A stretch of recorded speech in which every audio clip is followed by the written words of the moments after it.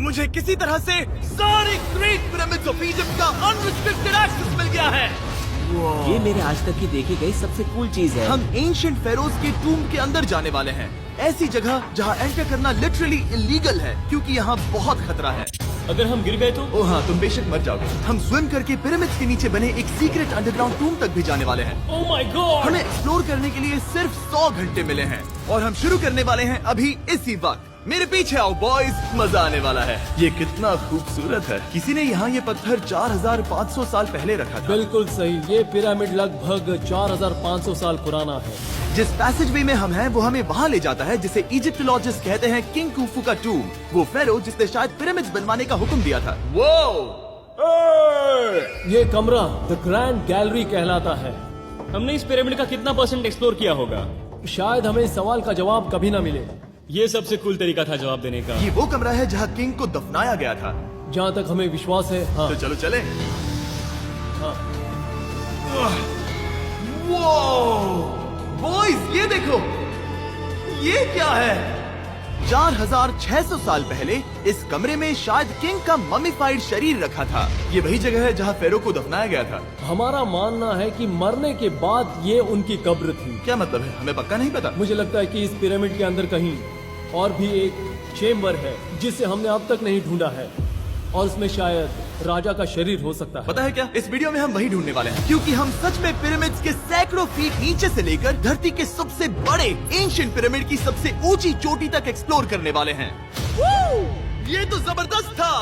दूसरे बड़े पिरामिड्स को एक्सप्लोर करने से पहले मैं तुम्हें बेस कैंप दिखाना चाहता हूँ। हाँ, ये बढ़िया है। हमारे पास एक डिनर टेबल है, कुछ टेंट्स हैं सोने के लिए और ओके।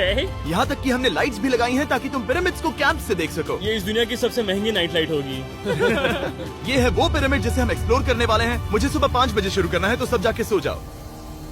ये पिरामिड्स अपने समय के लिए इतने टेक्नोलॉजिकली एडवांस थे कि कुछ लोग इनका क्रेडिट प्री इजिप्शियन सिविलाइजेशन को देते हैं, जबकि कुछ लोग तो एलियंस की थियरीज की ओर भी इशारा करते हैं। लेकिन इजिप्टोलॉजिस्ट को यकीन है कि इन्हें पहले के इजिप्शियंस ने अपने किंग्स के टूम्स के रूप में बनाया था। और इस वीडियो के अंत तक हम पता लगा लेंगे कि इनमें से कौन सी थियरी सच है। ठीक है बॉयज, उम्मीद है तुम अगला पिरामिड एक्सप्लोर करने के लिए तैयार हो, द पिरामिड ऑफ खाफरे। आखिर इस विशालकाय रचना की खासियत क्या है? हमें ये समझ आया कि हर पिरामिड के बाहर की केसिंग कैसी दिखती थी।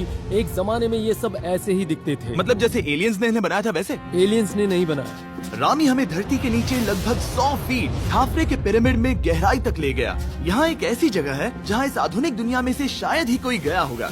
सच कहूँ तो हमें भी नहीं पता था कि हमें नीचे जाकर क्या देखने को मिलेगा। एंशिएंट इजिप्शियंस के पास कार्डबोर्ड था। हम काफी समय से मानते थे कि किंग काफरा को यहाँ दफनाया गया था और अब लोग यहाँ पर सामान रख रहे हैं। वो पिरामिड को रिस्टोर कर रहे हैं। जिमी, उन्हें औजार तो चाहिए होंगे ना? यानी कि असली बरियल चैम्बर कहीं और है। हाँ, रामी हमें उस रूम में ले गया जहाँ किसी जमाने में किंग काफरा की बॉडी को दफनाया गया था। मुझे एक बड़ी सीलिंग दिख रही है।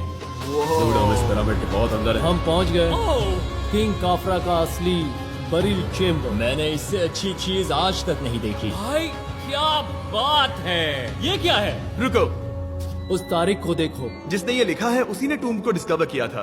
ये उसका दावा है कि उसने इस टूम को डिस्कवर किया। फेरो को यहीं दफनाया गया था। किंग काफरा के मरने के बाद उन्हें यही रखा गया था। इसके अंदर लेटना अपमानजनक तो नहीं होगा? अगर मैं तुम्हारी जगह होता तो उसकी जगह श्राप को लेकर ज्यादा डरा होता। वैसे उस शराब से क्या होता है?